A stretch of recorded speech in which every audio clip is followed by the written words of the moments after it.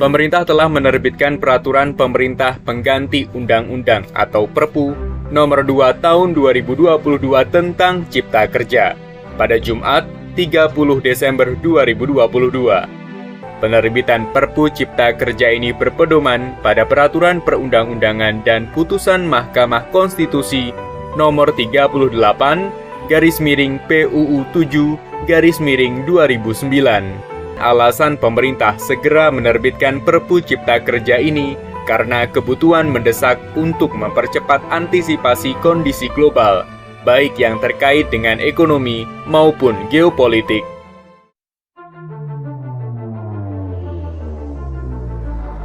Pada waktu pemerintah menetapkan Perpu Cipta Kerja, Perpu 2 2022 itu tersebut, situasinya pada kuartal 4 itu, beberapa lembaga keuangan internasional memberikan proyeksi di tahun 2023 memotong tingkat pertumbuhan dari dunia sampai dengan regional seperti Indonesia.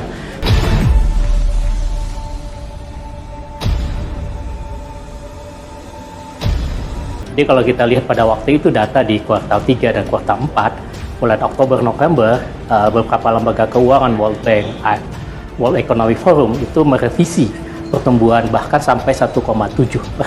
Nah, tentu dengan antisipasi bahwa kita harus tetap mempertahankan tingkat pertumbuhan yang ada dalam rangka perluasan kesempatan kerja dan peningkatan kesejahteraan, tentu kita harus merespon dari situasi yang ada. Nah, salah satu parameter yang diambil adalah bahwa situasi dunia pada waktu kuartal 4 itu pada saat untuk menuju stagflasi. Nah, itu harus diberikan antisipasi. Jadi, Perpu Cipta Kerja adalah upaya pemerintah merespon kebijakan yang terjadi di eksternal, di internasional, supaya perekonomian kita tetap bisa tumbuh dengan baik, supaya bisa menciptakan lapangan kerja.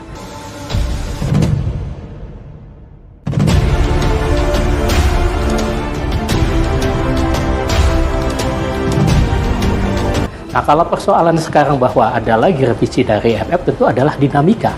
Nah, modal yang sudah kita lakukan dengan Undang-Undang Cipta Kerja, kemudian ada Perpu P2SK, ini adalah merupakan upaya kita untuk tetap bisa mempertahankan kalau nanti situasinya berubah lagi.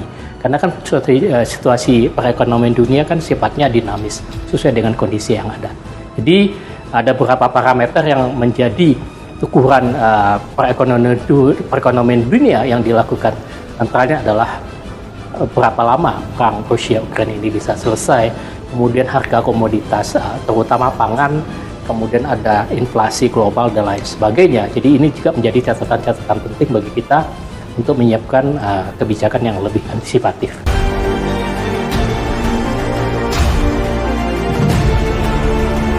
Assalamualaikum warahmatullahi wabarakatuh, salam sejahtera untuk kita semua. Saya Rifki Nizami Karsayuda, anggota Dewan Perwakilan Rakyat Republik Indonesia.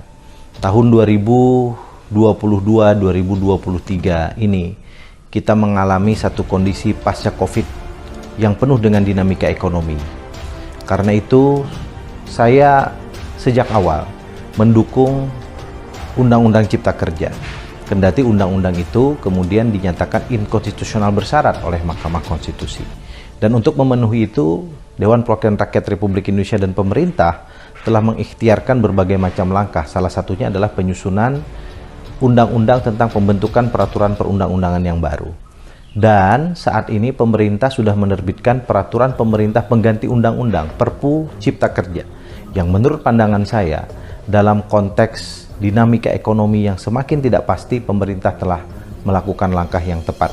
Dan karena itu, sebagai anggota DPR, saya mendukung langkah ini, dan kami tentu akan mempelajarinya secara objektif untuk nanti kami sahkan menjadi undang-undang. Dasar atau landasan hukum terkait dengan Undang-Undang Cipta Kerja yang baru adalah bagian dari ikhtiar kita untuk semakin mengokohkan konstitusionalitas di Indonesia pada satu pihak dan menyelamatkan ekonomi global yang semakin tidak pasti. Saya berharap dengan Undang-Undang Cipta Kerja yang baru yang dihasilkan melalui Perpu Cipta Kerja, kita semua mendapatkan banyak kepastian terkait dengan investasi, penciptaan lapangan kerja, dan birokrasi yang baik. Billahi taufiq wal hidayah. Assalamualaikum warahmatullahi wabarakatuh.